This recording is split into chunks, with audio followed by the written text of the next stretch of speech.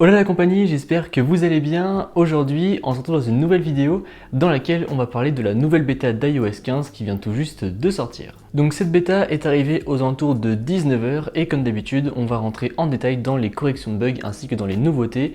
Donc si jamais ce type de contenu vous plaît, n'hésitez pas à vous abonner à la chaîne, ça me ferait extrêmement plaisir. Donc je vous le disais, cette mise à jour est sortie aux alentours de 19 h ce 10 août et elle fait environ 1 Go et 5 MO. Alors après, elle est seulement pour l'instant disponible pour les comptes développeurs à l'heure où je tourne cette vidéo.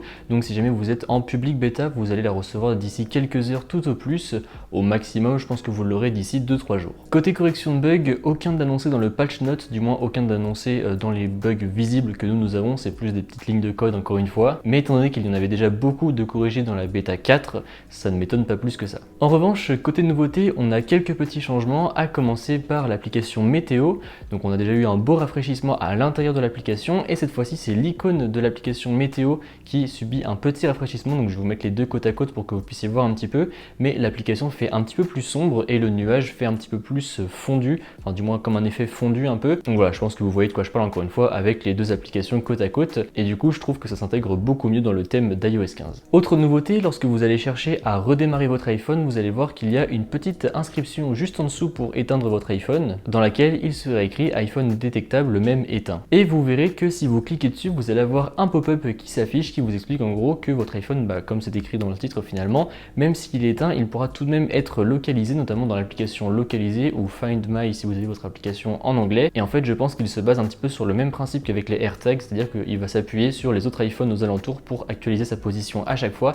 Et je trouve ça plutôt ingénieux puisque du coup, même si on se fait voler son iPhone et que le voleur l'éteint, eh bien on pourra tout de même le localiser avec ses autres appareils Apple. Désormais, vous avez également des petits messages qui s'affichent lorsque vous ouvrez certaines applications, comme par exemple dans l'application photo où on vous explique un petit peu toutes les nouveautés d'iOS 15. C'est valable également pour l'application podcast, pour l'application traduction, pour l'application App Store aussi, mais je ne sais pas pourquoi je n'ai pas eu le pop-up cette fois-ci, ainsi que pour l'application maison. Et d'ailleurs dans l'application maison, si on regarde bien la première ligne, il y a écrit qu'on peut déverrouiller sa serrure simplement en approchant son iPhone ou son Apple Watch de la serrure. Donc ça c'est valable uniquement pour les serrures connectées et les serrures connectées compatibles surtout, mais ce serait un système je trouve assez cool à tester. Donc si jamais un jour on peut le faire, pourquoi pas, puisque c'est une feature qui a l'air quand même assez intéressante. Dans le Control Center, on a des petites nouveautés en ce qui concerne les designs de certaines icônes, mais surtout on a une petite nouveauté lorsqu'on va rester appuyé longuement sur l'icône pour pouvoir mettre en mode économie d'énergie. Et bien désormais on va avoir un petit menu qui apparaît juste en fait pour passer l'iPhone en mode économie d'énergie,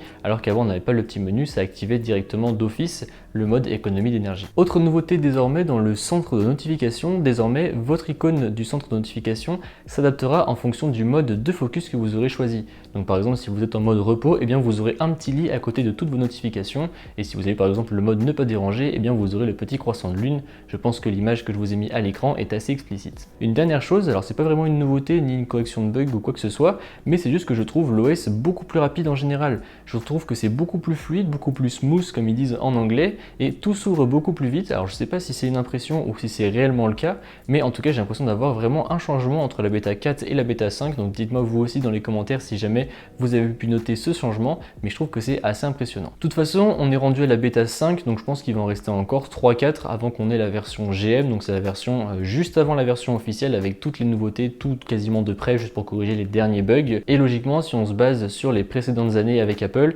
on devrait avoir la version officielle, je pense, mi-septembre, enfin du moins la version finale qui sera disponible pour le grand public, et au plus tard, on l'aura, je pense, fin septembre. Ça va dépendre en fait de la keynote pour annoncer les nouveaux iPhones, le nouvel OS justement et tout ça, mais logiquement encore une fois ça devrait être entre mi-septembre et fin septembre tout au plus. En tout cas comme d'habitude moi je vous tiendrai au courant sur la chaîne. Sur ce, j'espère que la vidéo vous a plu. Si c'est le cas comme d'habitude, n'hésitez pas à mettre un pouce bleu, à me suivre sur les réseaux sociaux qui se trouveront dans la description et vous abonner.